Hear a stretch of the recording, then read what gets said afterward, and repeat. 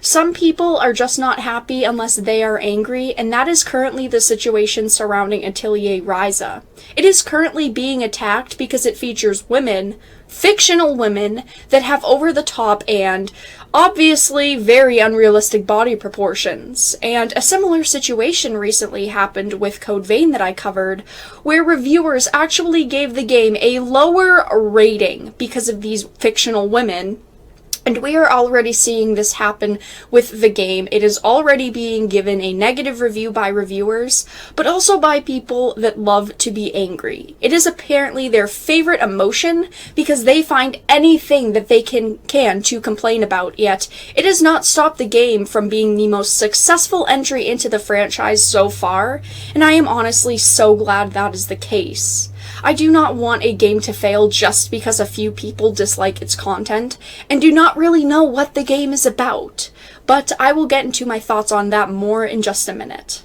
Let's start with the infamous gaming forum ResetEra, because there is a very small group of people there that have complained about Atelier Ryza, how it is disgusting, sexist, they do not respect women's bodies because the proportions are not real, and I think at this point we know what ResetEra is about.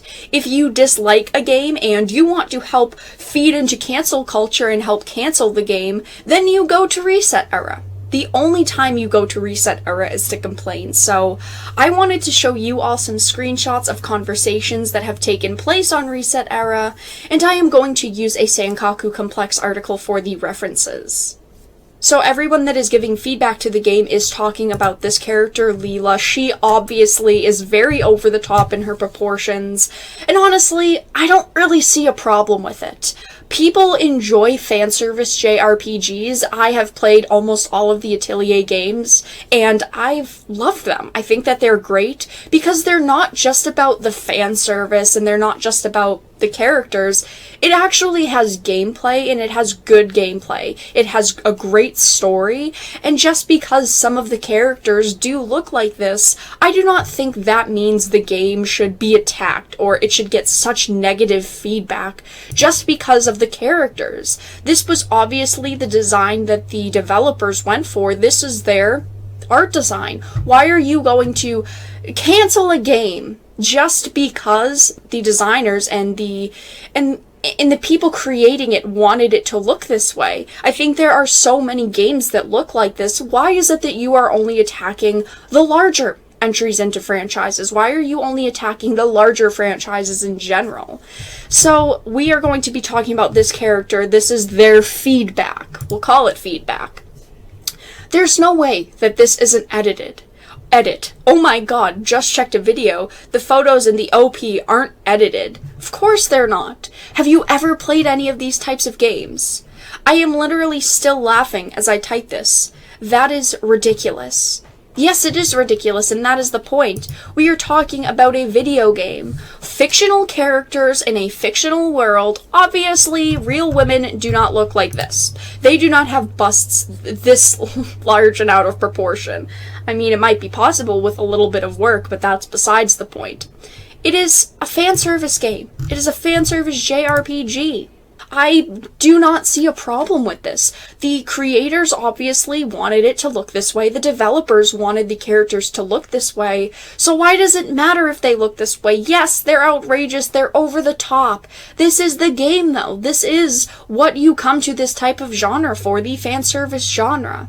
Yes, I will be honest, it does look a little bit over the top. It does look very extreme, but that doesn't mean it's awful. That doesn't mean I do not like it. That does not mean I do not find enjoyment in looking at it. I mean, just because it looks a little bit ridiculous doesn't mean that it should be censored, that this game should be canceled, that this game has disgusting developers behind it. I mean, you hear it all when these types of games are created and these types of characters exist in a game. Anyone will attack them for any reason, and they will go as far as to say developers are disgusting and this is their sexual fantasies. And the people that are angry at these designs must be pretty frustrated right now because this game sales topped 150,000 in the first week in Japan. These are the strongest sales the game's franchise has ever seen. This game is a fantastic, well-selling game. This must make those people angry.